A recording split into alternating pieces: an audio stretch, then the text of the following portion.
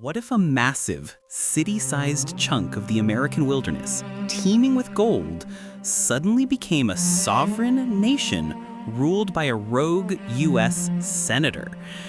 The unbelievable Republic of Rough and Ready. The year was 1850. The California gold rush was in full, frenzied swing, turning quiet canyons into chaotic boomtowns overnight. Among the most raucous and lawless settlements was Rough and Ready, named with characteristic minor bluntness. It was a place where fortunes were made and lost between sunrise and sunset, and where respect for the distant U.S. government ran thin as a gold flake.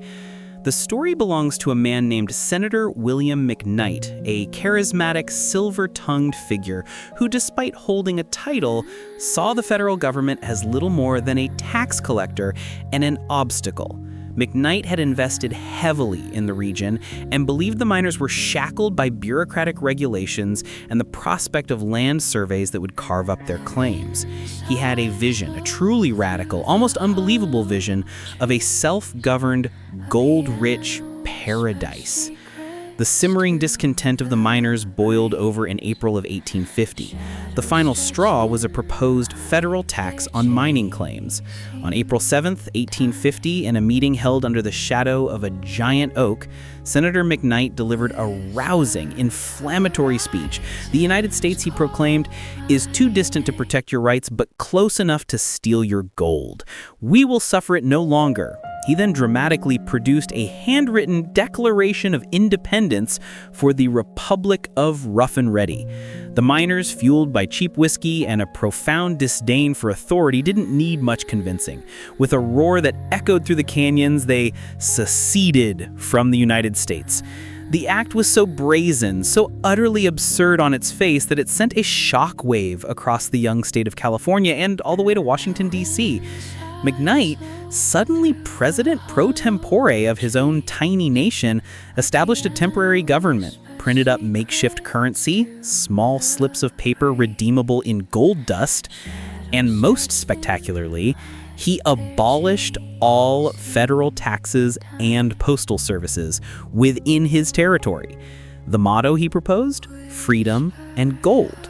For a staggering 3 months, the Republic of Rough and Ready operated as an independent, sovereign entity within the borders of California. It was a bizarre, almost comical experiment in libertarian utopia. Without federal law enforcement, the president, McKnight, had to rely on a volunteer militia and a hastily established miners' court to maintain a semblance of order. Their only official foreign policy was an open, aggressive trade with neighboring settlements, mostly to sell their immense gold yield for supplies, and yes, more whiskey. The U.S. government, dealing with the far more pressing national issues that would soon lead to the Compromise of 1850, was initially unsure how to respond to this preposterous secession. Send in the army? For a tiny gold camp? It was a diplomatic and military headache.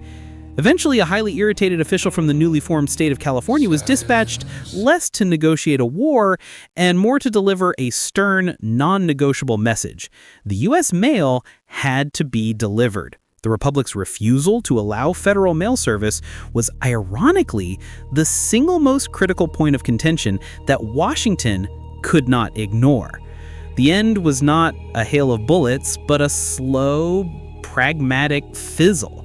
The isolated republic struggled with constant border disputes, a lack of infrastructure, they needed federal roads, and the internal chaos of a society where everyone was a prospector first and a citizen second.